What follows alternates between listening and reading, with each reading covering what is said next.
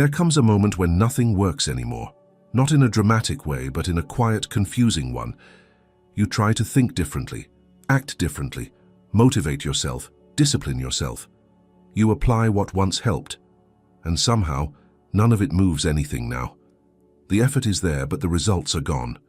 It feels like life has stopped responding to you. You might still function. You still show up. But inside, there's a sense of being stalled, as if you're pushing against something you can't see. And the more you push, the heavier it feels. That's usually when the questions start to fade and are replaced by conclusions. Maybe this is just how things are now. Maybe you've reached your limit. But there is a question most people avoid in this moment because it feels too uncomfortable to ask. What if the problem was never the world out there? What if nothing external is actually blocking you? What if what feels locked has always been much closer than you think? That question doesn't offer comfort. It offers honesty. And honesty is where this experience begins. At some point, almost everyone arrives at the same quiet conclusion. Something is missing. You don't always know what it is, but you feel it. A method you haven't discovered yet. A conversation that hasn't happened. A door that hasn't opened. So you start looking outward. You read more, watch more, ask more people, wait for the right sign, the right timing, the right alignment, and the belief slowly forms. When that external piece finally appears, everything will make sense. It feels logical. After all, most changes in life seem to come from outside. A new job changes your routine. A relationship changes how you see yourself. Money changes your options. Information changes your thinking. So the mind builds a simple equation. If my life feels blocked, then the solution must be somewhere out there, just out of reach. And if you could only find it, you would finally move. This belief is powerful because it's comforting. It keeps hope alive without requiring you to look too closely at what's happening inside. As long as the answer is external, you don't have to question your own position in the problem. You can stay busy, searching, busy preparing, busy waiting, and busy feels like progress, even when nothing actually changes. You might notice how this plays out. You try one approach, and when it doesn't work, you assume it wasn't the right one. So you move on to the next. Another book, another strategy, another perspective. Each one carries a quiet promise. This will be the thing. And for a moment, there's energy, motivation, movement. But then slowly, the same resistance returns. The same hesitation, the same invisible wall. What's unsettling is that the world doesn't seem to respond differently no matter how much you adjust the outside. New information doesn't unlock action. New opportunities don't dissolve fear. Even when something good appears, you can't fully step into it. And instead of questioning the pattern, the mind doubles down on the search. I just haven't found the right external key yet. This is where the illusion tightens. Because the more you look outside for what's missing, the less you notice how you are looking. Attention flows outward so completely that the one who is observing disappears from view. You become absorbed in objects, goals, explanations, and outcomes, while the mechanism through which all of this is being interpreted remains unquestioned. It's subtle, but important. You are not just interacting with reality, you are filtering it. Every situation passes through expectations, memories, fears, and habits before you ever respond. But when you believe the solution is external, these filters become invisible. You assume your perception is neutral, accurate, and objective. You don't see that what you call the world is already being shaped before you act. So when nothing changes, the conclusion seems obvious. The world hasn't cooperated yet. The timing is wrong. People aren't supportive. Conditions aren't ideal. And while some of that may be partially true, it quietly hides something more uncomfortable, that the same internal response is being carried into every new situation, untouched and unexamined. This is why the search can go on for years. Not because there are no opportunities, but because each opportunity is met by the same internal posture. The same hesitation shows up in a new form. The same doubt wears a different mask. And since attention is fixed on the outside, the repetition feels mysterious, almost cruel, as if life itself were withholding something from you. But notice how personal this belief becomes. You don't just think something external is missing. You feel incomplete without it. You tell yourself, when I have that, then I'll move, then I'll be confident, then I'll act. Life becomes a waiting room, and waiting slowly turns into identity. Someone who is almost ready, still figuring it out, was just one step away. The danger isn't that you seek help or learning. The danger is believing that the final permission to move must come from outside of you. That belief quietly removes your attention from the very place where the blockage is operating. And as long as that happens, no external change can truly unlock anything, because it is being interpreted through the same unobserved lens. This is not a failure of effort. It's a misunderstanding of where the lock actually is. The mind keeps pointing outward, saying, there. But something closer is being ignored. Something so familiar that it doesn't even register as a variable. The way you react before you decide. The way you tense before you act. The way meaning is assigned automatically without being questioned. And this is where the pattern begins to reveal itself. Not in the world you're trying to change, but in the one who is watching it, waiting for it to change first. There is a mistake so subtle that it almost never feels like a mistake. It feels like common sense, it feels like intelligence, it feels like being aware, and yet this single habit quietly keeps everything closed no matter how many external changes you make. The mistake is this: you observe the world carefully, but you never observe the one who is observing. From a young age, attention is trained outward. You learn to read situations, people, signals, risks, opportunities. You scan for what's wrong, what's missing, what could go wrong next. This skill helps you survive, adapt, and function. Over time, it becomes automatic. You don't notice yourself doing it.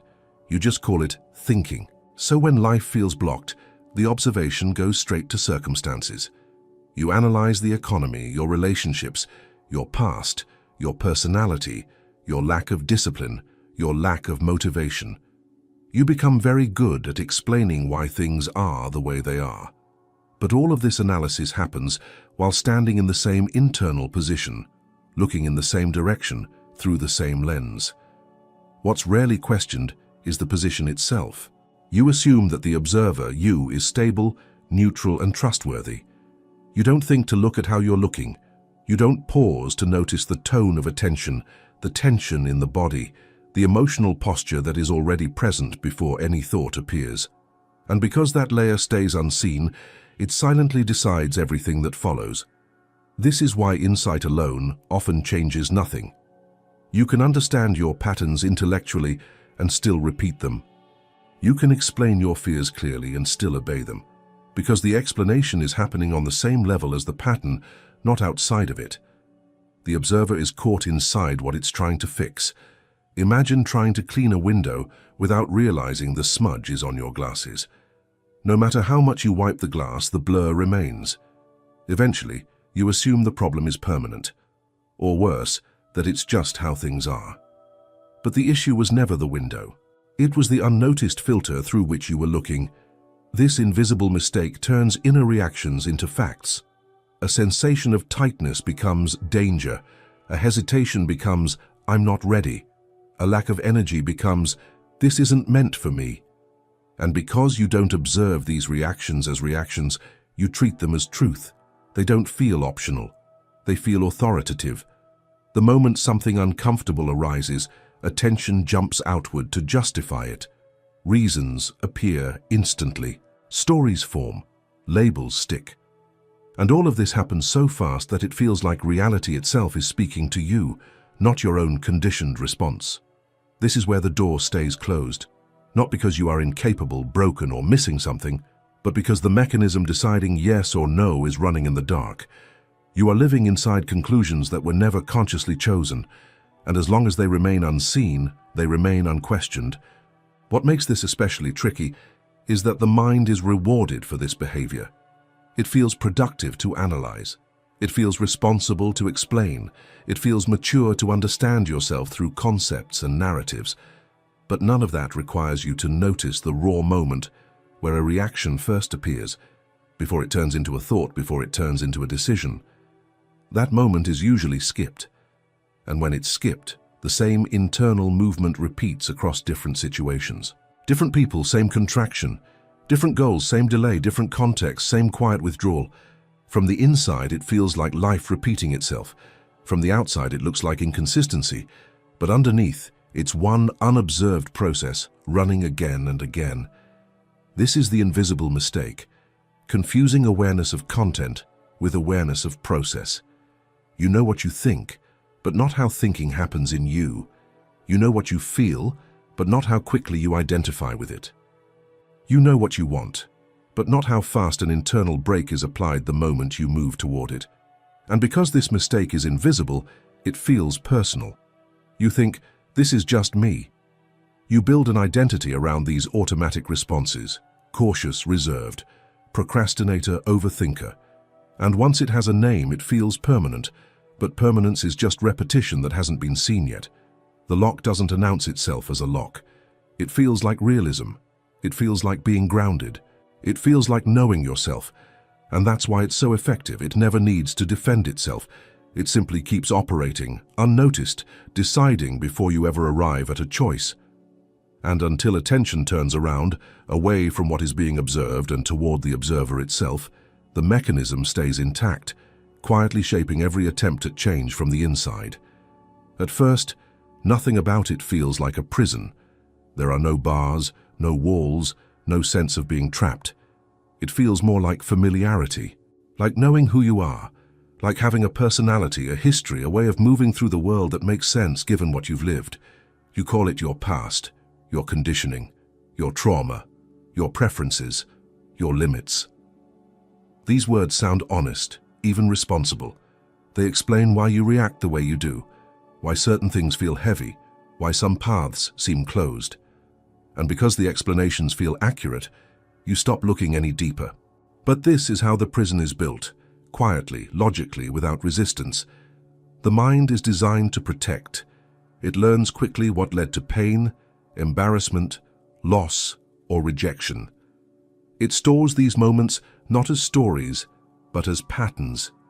Sensations in the body, emotional warnings, subtle contractions.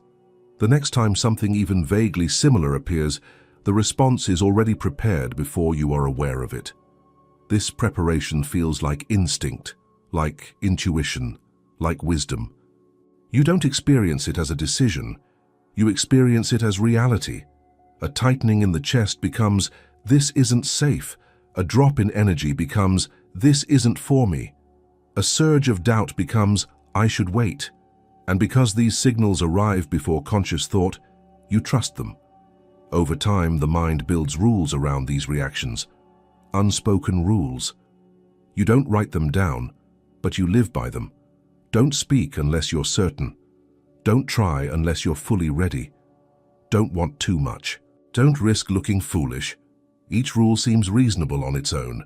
Together, they form a system. This system doesn't feel like imprisonment. It feels like being realistic. It feels like maturity. It feels like self-knowledge. You say, "This is just how I am," without noticing that how I am is largely a collection of past reactions still being obeyed in the present. The prison strengthens when these reactions get names, personality types, diagnoses, narratives. Labels can be helpful, but they can also solidify movement into identity. What was once a temporary adaptation becomes a permanent description. What once protected you becomes the authority deciding what you can and cannot do. And the mind prefers this stability. Even discomfort feels safer than the unknown. So it reinforces the structure by predicting outcomes in advance. It runs simulations. It reminds you of past failures.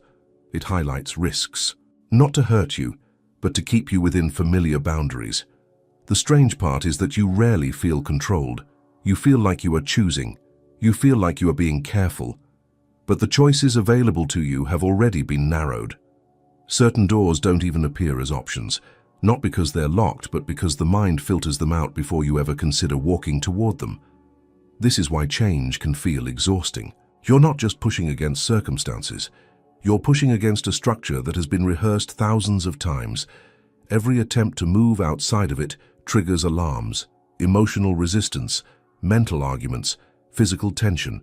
And when that happens, the mind interprets the resistance as proof that stopping is the right choice, so you stop. And stopping feels justified. It feels like listening to yourself. But over time, The space you move in becomes smaller.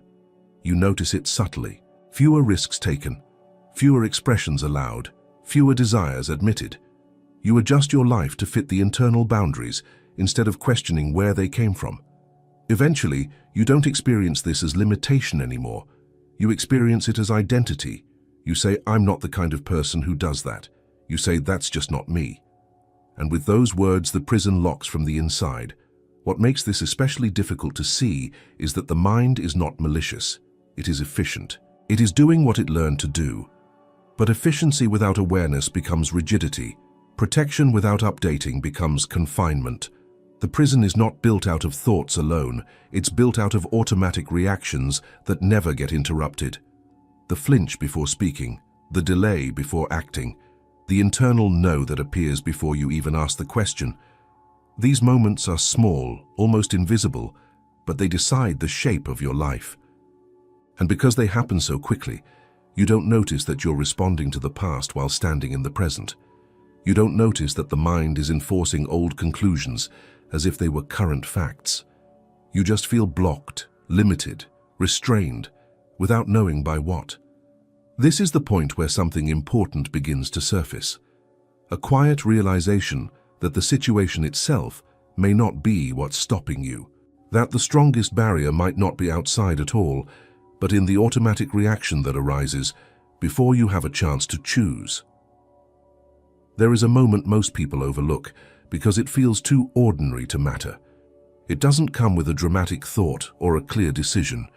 It shows up quietly, almost between breaths. And yet, it is the first real sign that the lock was never outside of you. It happens when something appears in front of you. A message, an opportunity, an idea, a conversation. And before you have time to think about it, something inside you reacts. A tightening, a pulling back, a heaviness, or sometimes the opposite. A rush to distract yourself, to delay, to move away. This reaction arrives first. Thought comes later. If you watch closely, you'll notice that the situation itself hasn't done anything yet. No outcome has occurred. No failure has happened. No rejection has taken place. And still the body responds as if a verdict has already been delivered. That response is not logic. It's not analysis. It's conditioning announcing itself. This is the moment most people miss. Instead of noticing the reaction, attention jumps immediately to explanation. The mind says, "Now is not the right time," or "I need more information," or "This won't work anyway." These thoughts feel reasonable. They feel protective. They feel like you're being honest with yourself. But if you slow the moment down, you'll see that the explanation always comes after the reaction, never before it. The first sign that you are the lock is realizing that what stops you is not the situation, but the automatic response that arises inside you before you engage with the situation at all. The door hasn't resisted you. You've already stepped back. This can be unsettling to notice because it removes the comfort of blaming circumstances. It also removes the drama.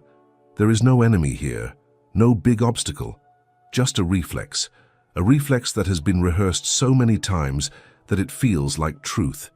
You might recognize this reflex as tension in the chest when you think about speaking up, a drop in energy when you consider starting, a sudden urge to check your phone when focus is required.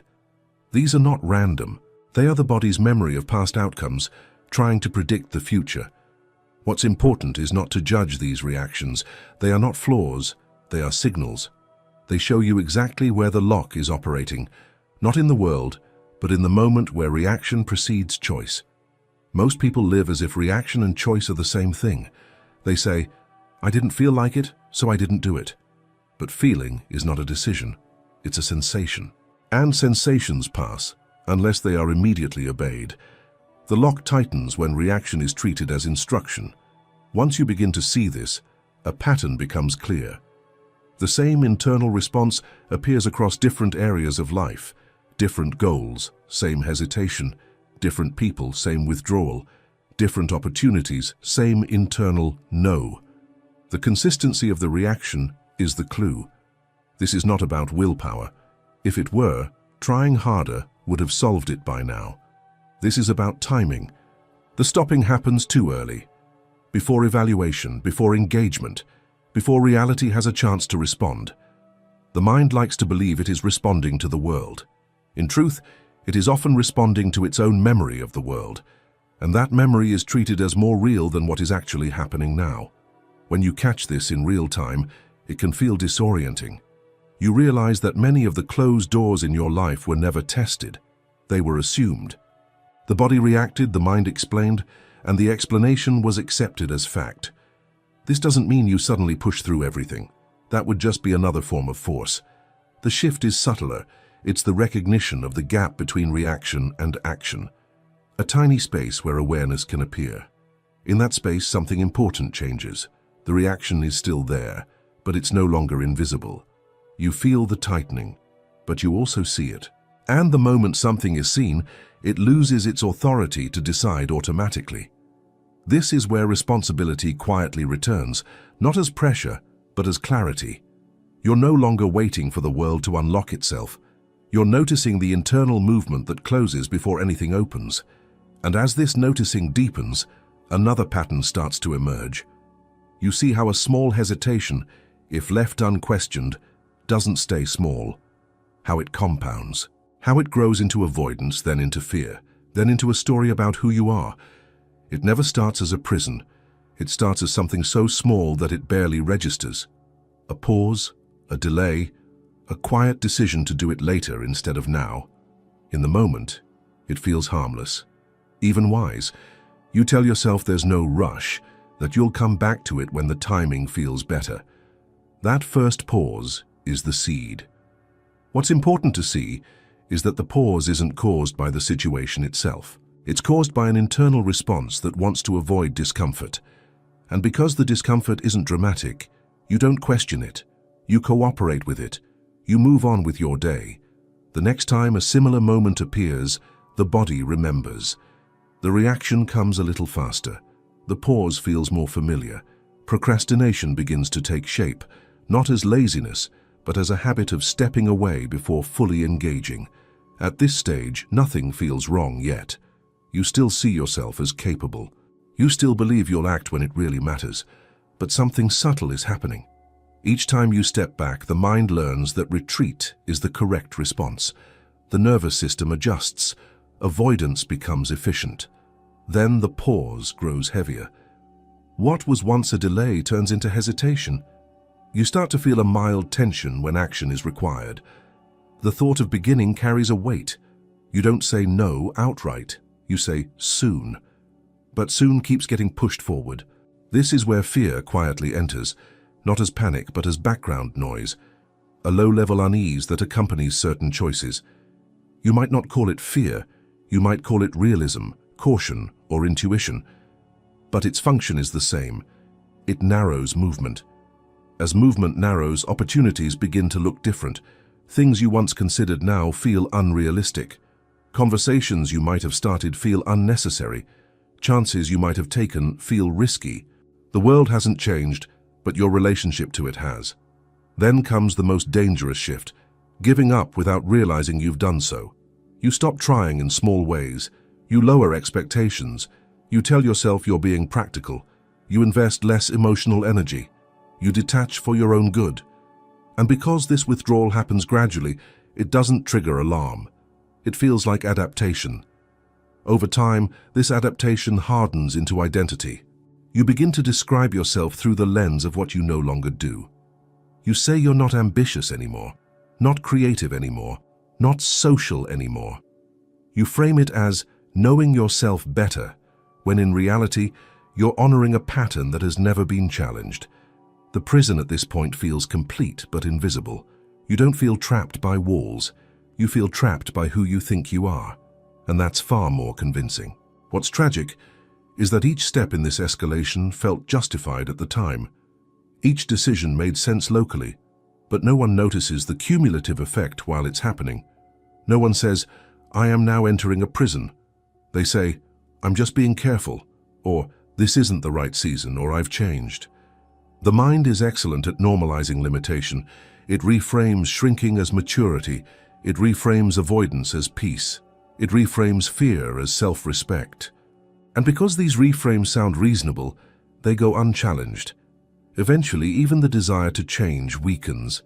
Wanting feels dangerous because it reminds you of what you've stopped moving toward, so you numb it. You distract yourself. You settle into routines that keep discomfort low and predictability high. At this stage, life feels smaller, but safer, and safety becomes the highest value. Not growth, not expression, not exploration. Safety. And yet, something inside remains restless. A quiet dissatisfaction.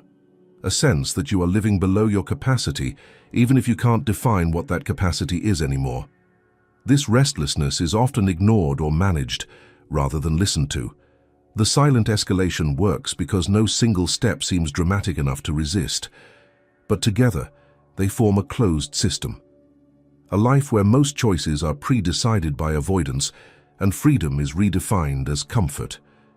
The key detail is that none of this was imposed from the outside. No one locked the door. No authority declared your limits.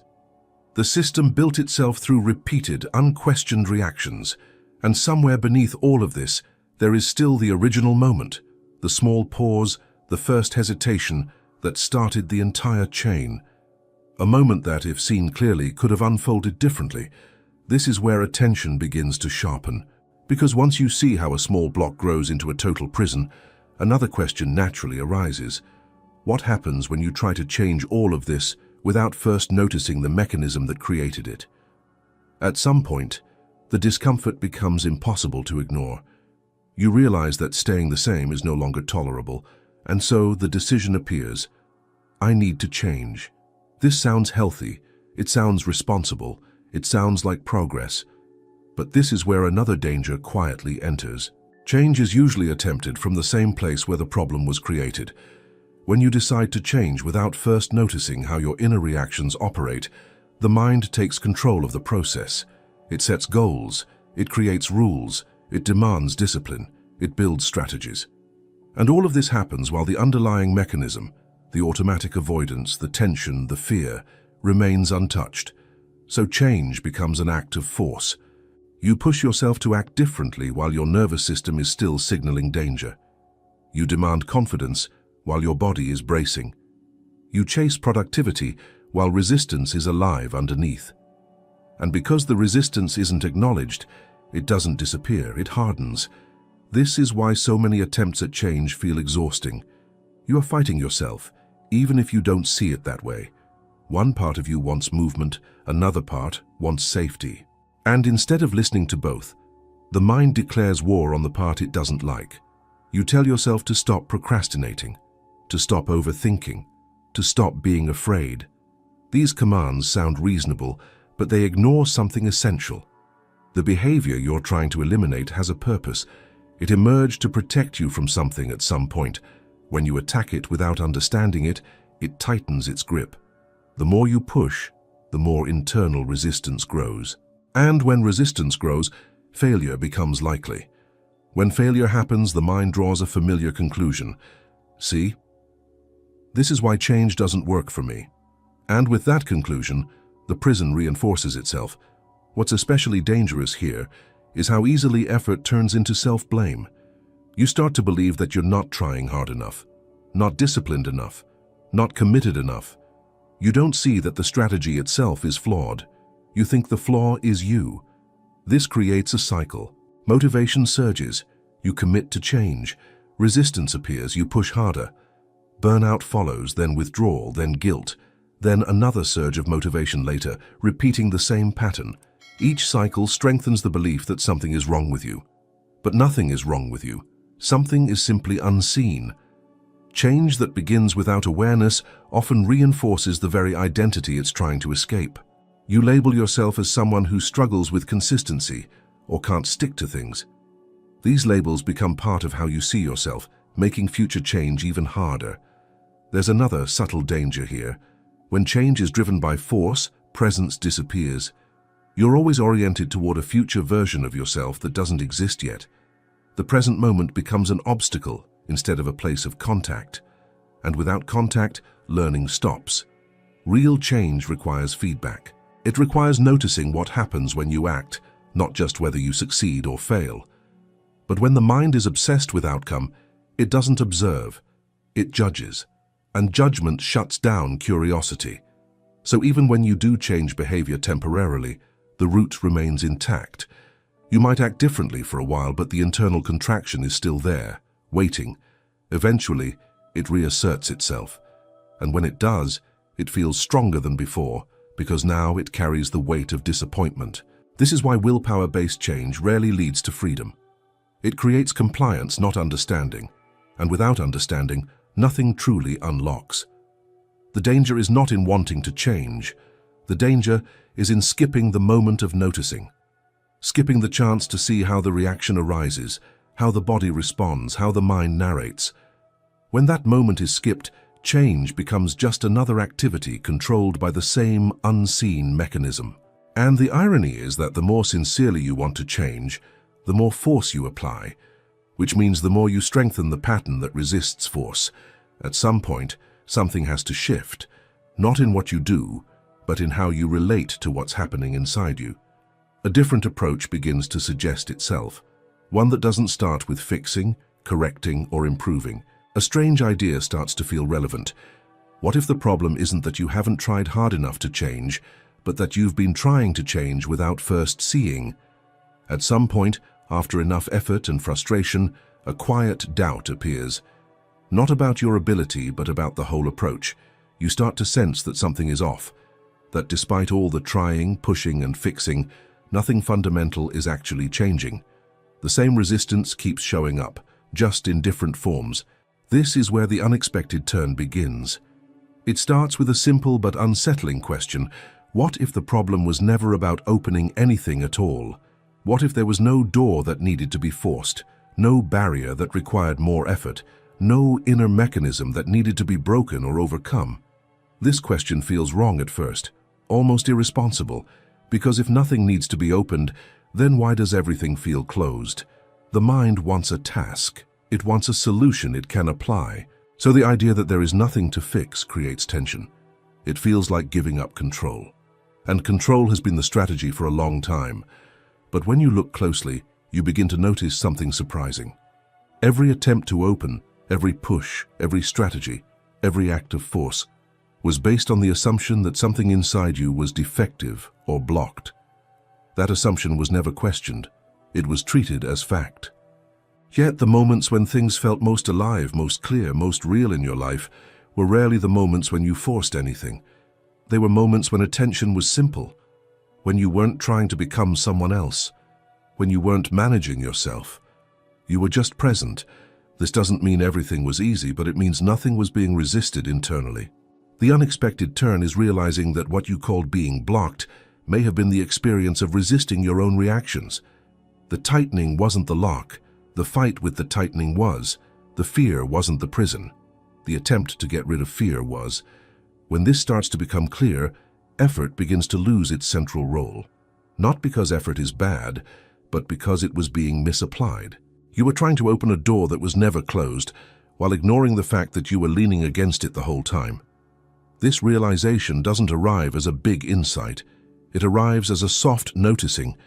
You see how often you tense up in anticipation, how often you brace before anything actually happens, how often you assume resistance means stop instead of simply notice. And in those moments, something loosens, not because you decided it should, but because the struggle around it drops. The sensation is still there, but it's no longer being treated as an obstacle. This is deeply counterintuitive. Everything you've learned says that change requires action, effort, and control. But here, the shift happens when control steps back, when the need to open, fix, or improve relaxes just enough for awareness to stay. You begin to see that life wasn't withholding anything from you. It was responding to the posture you were holding internally, a posture of tension, of guarding, of constant adjustment. When that posture softens, even slightly, the sense of being locked begins to dissolve, not dramatically, quietly, almost imperceptibly. The door doesn't swing open. You simply realize it was never shut. This is not a philosophical idea. It's something you can observe in real time. When you stop interfering with a reaction, it changes on its own. Not always immediately, not always completely, but it loses its authority. The unexpected turn is not about passivity. It's about accuracy, seeing what is actually happening instead of what you assumed was happening, and what's actually happening is much simpler than the mind made it. You weren't blocked by life. You were occupied with managing yourself. You weren't trapped by fear. You were trying to eliminate it. You weren't stuck because you lacked something. You were stuck because you were treating natural human responses as enemies. As this becomes clearer, another shift is already preparing to happen. Because once you see that opening was never the problem, a new question emerges on its own. What happens in the moment when you simply observe what arises without trying to change it at all? There is a moment that feels almost too simple to be important. Nothing dramatic happens. No insight explodes in your mind. No emotion disappears on command. And yet something shifts in a way that cannot be undone once it's noticed. It happens when you stop trying to change what you're experiencing and simply stay with it. A familiar reaction appears. The tightening in the chest, the hesitation, the urge to pull back. Normally, this is where the mind steps in with a plan, a judgment, or a distraction. But this time, you don't follow it. You don't argue with the sensation. You don't label it as a problem. You just notice it. At first, this feels uncomfortable. The mind expects action. It wants to fix, explain, or escape. Staying present without interference feels unnatural because it removes the usual sense of control. But if you remain with the sensation, something unexpected begins to happen. The reaction doesn't escalate. When a reaction is observed without being fed by resistance, it loses momentum. Not because you are suppressing it, but because you are no longer adding to it. The body completes its response instead of looping it. The mind has nothing to push against, so the narrative weakens. This is the moment observation dissolves the block. The sensation may still be there, but it no longer feels like an obstacle. It becomes just another experience passing through awareness. And because it is no longer being treated as a command, it stops dictating behavior. What's striking is how quickly the sense of being stuck can evaporate when this happens. Not because the situation changes, but because the internal struggle ends. Movement becomes possible again, not through force, but through clarity. You realize that the block was never the sensation itself. It was the habit of reacting to the sensation as if it required immediate obedience. When that habit pauses, even briefly, the whole structure loses its grip. This doesn't mean the reaction never returns. It does. But now when it appears, it is met with awareness instead of urgency. And awareness creates space. Space changes everything. In that space, you might still choose to wait, to rest, or to say no. But now it's a choice, not a reflex. And choice feels completely different from compulsion. The mind often resists this simplicity. It wants a method. It wants steps. It wants reassurance that this will work forever. But observation doesn't offer guarantees. It offers honesty. And honesty is what dissolves illusion. When you observe without trying to change, you begin to see how transient your inner states actually are. The fear rises, peaks, and fades. The tension tightens, loosens, and shifts. The urge to avoid appears, weakens, and passes. None of these needed to be defeated. They only needed to be seen. This is where trust begins to rebuild. Not trust in positive outcomes, but trust in your capacity to remain present with whatever arises. That trust is quiet, but it's powerful. It removes the urgency that once made everything feel locked. The sense of flow people talk about is not something you create. It's what remains when interference stops. When the observer no longer fights what is being observed, the system self-adjusts. You start to notice this in small moments. A conversation you don't avoid. A task you begin without drama. A decision you make without overthinking. These are not acts of courage. They are natural responses emerging from clarity. And because they feel natural, the mind can't take credit for them. There's no story of self-improvement, just movement. This is also where humility enters the process. You see that you were never in control in the way you thought. And that's not a loss. It's a relief. You don't have to manage every internal state to live. As this becomes more familiar, another realization begins to surface. If observation can dissolve the block so effortlessly, then perhaps the part of you that once seemed to block everything was never an enemy at all. Perhaps it was serving a role that is no longer needed in the same way. As observation becomes more familiar, something unexpected happens to the sense of me you've carried for so long. Not all at once, not dramatically, but quietly. The image you had of yourself as someone who is blocked, hesitant, or limited begins to lose its solidity. You start to see that the part of you that used to stop everything was not random. It had a function. It appeared at a time when you needed protection, caution, or control.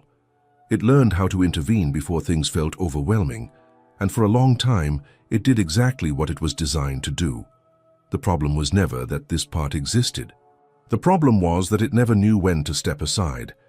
This self that blocks is not a villain. It's a strategy that outlived its usefulness, but because it was never seen clearly, it took on the role of identity. You didn't experience it as a behavior. You experienced it as who you are. When observation enters the picture, that identity starts to loosen. You notice the blocking impulse arise, but you no longer merge with it. You don't say, "This is me." You say, "This is happening." And that shift is subtle but profound. The moment something is seen as an event instead of a definition, it loses its power to dominate. The blocking self doesn't disappear. It simply stops being in charge. You may still feel hesitation. You may still feel fear. You may still feel the urge to withdraw, but now these experiences move through you without building a narrative around them. They no longer recruit the whole system. What's surprising is how little effort this requires. You are not replacing one identity with another. You're not trying to become more confident or less afraid. You're simply allowing what arises to exist without appointing it as the authority. This is where compassion naturally appears. You recognize that the blocking self was never trying to ruin your life. It was trying to manage uncertainty. It was trying to reduce pain. And once it's seen and acknowledged, it doesn't need to shout anymore. Many people fear that without this internal controller, everything will fall apart, that they'll become reckless, careless, or unsafe. But the opposite tends to happen. When the blocking self relaxes, intelligence has more room to operate. Decisions become clearer, not impulsive. Movement becomes simpler, not chaotic. This is because awareness itself is regulating. It doesn't need rules to function. It responds directly to what is actually happening, not to what is feared. You begin to trust this more. Not because you believe in it as an idea, but because you see it working in real moments. You respond without overthinking. You speak without rehearsing. You act without dragging a heavy internal debate behind you. And when things don't go perfectly, the old self doesn't rush in to declare failure. The experience is processed and released. Nothing accumulates.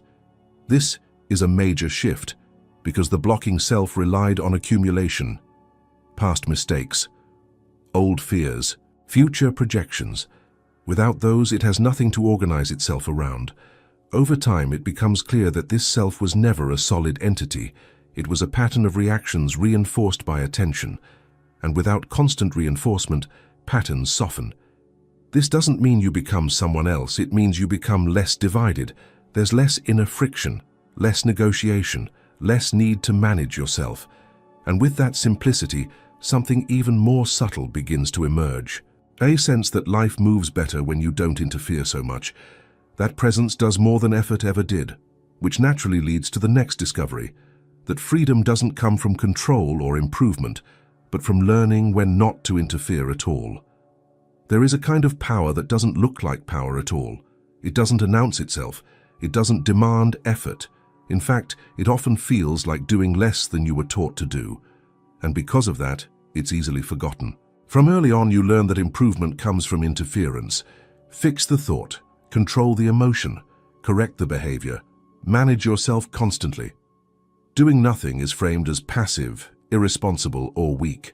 So even when you stop forcing change, the habit of subtle interference often remains. You watch a reaction arise and immediately lean in.